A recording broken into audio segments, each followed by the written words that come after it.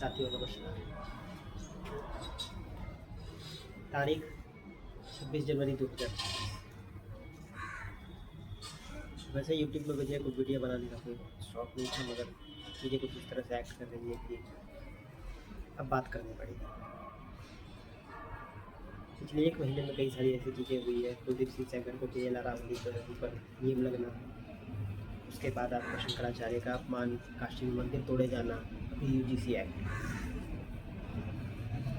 इन सभी मुद्दों ने मुझे बोला मजबूर कर दिया कि अब भाई अब अगर आवाज़ नहीं उठाए इसको रहे अन्याय के जिम्मेदार।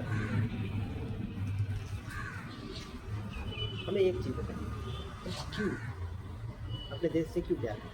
26 जनवरी है ना, क्वेश्चन बनता है हमें सबसे देश से क्यों प्यार? इसकी महानता के लिए, इसके अच्छाई के लिए, इसके सारे किए गए काम के लिए, हमारे संघर्ष के लिए, हमारे हीरोज़ के लिए, नेताजी सुभाष चंद्र बोस, महात्मा गांधी, भगत सिंह, सुखदेव, राजगुरु, इनके लिए, या हमारे आज के जो नेता लोग हैं उनके लिए। ये कोई नेता कभी किसी इलेक्शन को जीतने के लिए कहाँ से कैसे वोट अरेंज कर रहा है वो मैटर नहीं करता, मगर फैक्ट ये है कि देश में आज बहुत बड़ा वर्ग एक ऐसा है जिसे इस बात से फ़र्क नहीं पड़ता है कि देश में क्या चल रहा है। उसे इस बात से फ़र्क पड़ता है कि मेरा फेवरेट नेता जीतना चाहिए, मेरा पसंदीदा नेता जीतना चाहिए। अरे यार, शंकराचार्य को ये लोग बोल रहे हैं कि भाई तुम शंकराचार्य हो, ये बात साबित करो।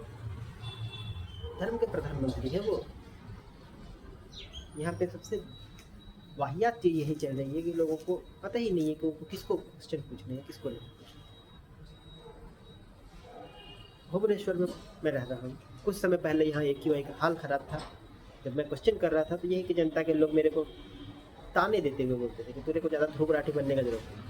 क्यों भाई, मैं कोई बहुत बड़ा फैन नहीं हूँ ध्रुव राठी का, मगर अगर प्रश्न उठाने से ध्रुव राठी कहला रहा हूँ तो फिर क्या ही कर सकते हैं।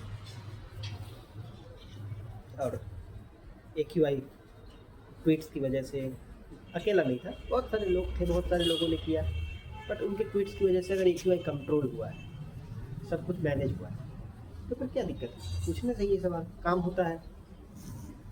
अभी मेरा प्रश्न ये है कि देश में इतने सारे केसेस लगते हैं, देश में ये समस्या है कि लोगों को रोज़गार नहीं मिल रहे हैं, बेसिक पे से भी कम सैलरी में लोग काम करने को मजबूर हैं, हमारी पर कैपिटा इनकम की बैंड बची पड़ी हुई है।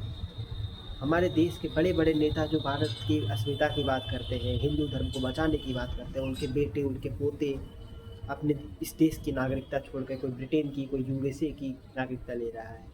एग्जाम्पल के लिए अगर आपको बताएं तो बहुत सारे लोग ऐसे, अजीत डोभाल का बेटा इंग्लैंड की नागरिकता ले चुका है, S जयशंकर का बेटा जो होता है आपका USA में रहने लग गया है। जब अपने संतानों को आप विदेश भगा रहे हैं क्योंकि आपको पता है कि देश की हवा पानी अभी खराब हो चुकी है पूरी, ऐसे में अगर हम नेता से सवाल पूछते हैं तो भाई तू हिंदू वैसे नहीं है, तू एंटी हिंदू है, तू एंटी BJP है, तू एंटी विरोधी है, तो एंटी नेशनल है बोलते हैं। यार एंटी BJP समझ में आता है कि एक पार्टी का विरोध है, but how can you speak anti Hindu और anti national to someone? Hindu धर्म के बारे में मैं अभी बता सकता हूँ कि आपकी पसंदीदा पार्टी के कई लोगों से मुझे ज़्यादा जानकारी होगी, मगर मैं इसे को उस पर बात नहीं करता। आद दर्शन UGC का कानून आर्टिकल 15 का सीधे सीधे हनन है। राइट अगेंस्ट, ये राइट टू इक्वालिटी का जो हमारा आर्टिकल 15 है, prohibition against discrimination on the basis of caste, creed, religion, race and any other things, उसका वायलेशन। लेकिन उस पर सवाल पूछेंगे तो भैया आपके फेवरेट पार्टी के नेताओं के सवाल हो रहे हैं। बेसिकली आज की डेट पे ये वीडियो बनाने का तात्पर्य यही है कि अब सवाल पूछे। 26 जनवरी 2026 ये पहला वीडियो आ चुका है। नोट लो, डेली वीडियो डालूंगा, बाई वीकली डालूंगा, वीकली डालूंगा, बट अब क्वेश्चन आएंगे। एंड आई होप जिस तक भी ये वीडियो पहुंच रही है वो हमारे साथ है।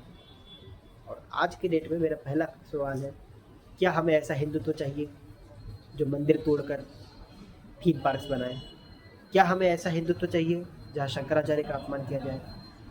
क्या हमें ऐसा हिंदुत्व चाहिए जहाँ रेपिस्ट जिस पार्टी में हो उसके लिए प्रधानमंत्री वोट मांगने जाए? क्या हमें ऐसा हिंदुत्व चाहिए जहाँ रेप करने वाले, मर्डर करने वाले बाहर घूम रहे हों? क्या हमें ऐसा हिंदुत्व चाहिए जहाँ पर धर्म सिर्फ एक राजनीति का मुद्दा है। जय हिंद, वंदे मातरम।